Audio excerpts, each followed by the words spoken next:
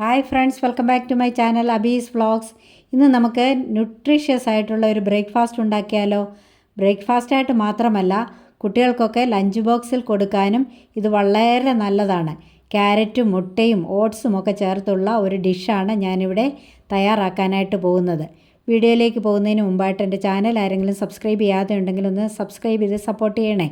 അപ്പോൾ ഇനി നമുക്ക് വീഡിയോയിലേക്ക് പോകാം. ഇതെങ്ങനെ ഉണ്ടാക്കുന്നതെന്നൊന്ന് നോക്കാം. നമ്മുടെ ഈ സ്പെഷ്യൽ ഡിഷ് ഉണ്ടാക്കിയെടുക്കുന്നതിന് വേണ്ടി ഞാനിവിടെ ഒരു പാൻ അടുപ്പേ വെച്ചു.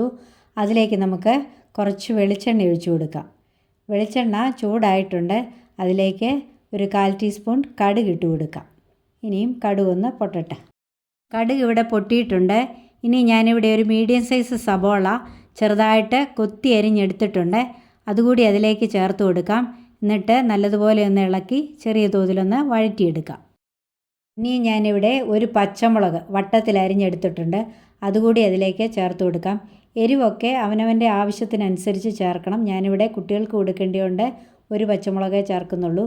ഇനിയും 2 തണ്ട് ഗാർഡൻ ഫ്രഷ് കരിയാപ്പില കൂടി അതിലേക്ക് ചേർത്ത് കൊടുക്കാം. എന്നിട്ട് നല്ലതുപോലെ ഒന്ന് ഇളക്കി ഇതൊന്ന് വഴറ്റിയെടുക്കാം. സബോള ഇവിടെ ഒരുമാതിരി വഴന്നിട്ടുണ്ട്. ഇതങ്ങ് ഒരുപാട് വഴന്ന് ഗോൾഡൻ ബ്രൗൺ ഒന്നും ആകേണ്ട കാര്യമില്ല. ഇനി ഇതിലേക്ക് ഞാനിവിടെ ഒരു ക്യാരറ്റ് ഗ്രേറ്റ് ചെയ്തെടുത്തിട്ടുണ്ട്.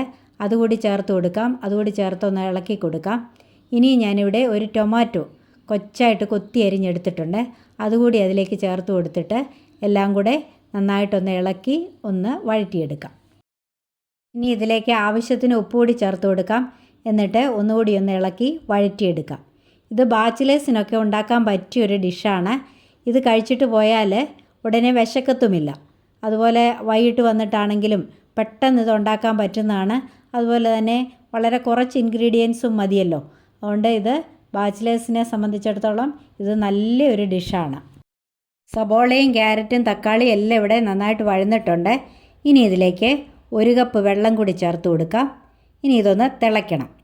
നമുക്കിതൊന്ന് അടച്ചു വെച്ച് തിളപ്പിച്ചെടുക്കാം. ഇത് തിളച്ചിട്ടുണ്ടോ എന്നൊന്ന് നോക്കാം. ഇതിവിടെ നന്നായിട്ട് തിളച്ചിട്ടുണ്ട്. ഇനി ഇതിലേക്ക് ഞാൻ 1 കപ്പ് ഓട്സ് വറുത്തെടുത്തിട്ടുണ്ട്. അതുകൂടി ചേർത്ത് കൊടുക്കാം. അതുകൂടി ചേർത്ത് നല്ലതുപോലെ ഒന്ന് ഇളക്കി കൊടുക്കാം. ഇനി ഇത് ഇങ്ങനെ ഒന്ന് തട്ടിപ്പൊത്തി വെച്ച് ഒന്ന് അടച്ചു വയ്ക്കാം. ഈ ഓട്സ് കൂടി ഇനി ഒന്ന് വേകണം. ഈ സമയത്ത് സ്റ്റൗ ലോ ഫ്ലെയിമിൽ ആയിരിക്കാൻ ശ്രദ്ധിക്കുക. ഓട്സ് ആയോ എന്നൊന്ന് നോക്കാം. ഓട്സ് ഇവിടെ ആയിട്ടുണ്ട്. ഈ ഒരു പാകത്തിന് ആയേച്ചാൽ മതി. ഇനി നമുക്ക് സൈഡിലോട്ട് ഇതൊക്കെ ഒന്ന് നീക്കി വെച്ചിട്ട് നടുക്കോട്ടൊരു മുട്ടയൊന്ന് പൊട്ടിച്ചൊഴിക്കാം. മുട്ടയ്ക്ക് ആവശ്യമായിട്ടുള്ള കുരുമുളക് പൊടി കൂടി ഇതിലേക്ക് ചേർത്ത് കൊടുക്കാം. 2-3 ഡ്രോപ്പ് ഉപ്പ് കൂടി ചേർത്ത് കൊടുക്കാം. ഇനി ഈ മുട്ട നന്നായിട്ടൊന്ന് സ്ക്രാമ്പിൾ ചെയ്യാം. അതിനുവേണ്ടി നല്ലതുപോലെ ഒന്ന് ഇളക്കി കൊടുക്കാം. ഇത് വളരെ ഈസി ആയിട്ട് ഉണ്ടാക്കാൻ പറ്റുന്നൊരു ഡിഷാണ്. ഇത്രയും മതി. ഇനി നമുക്ക് ഇതെല്ലാം കൂടി ഒന്ന് മിക്സ് ചെയ്തിട്ട് നല്ലതുപോലെ ഒന്ന് ഇളക്കി കൊടുക്കാം. ഇനിയും ഇത് അടച്ചു വെക്കേണ്ട ആവശ്യമില്ല.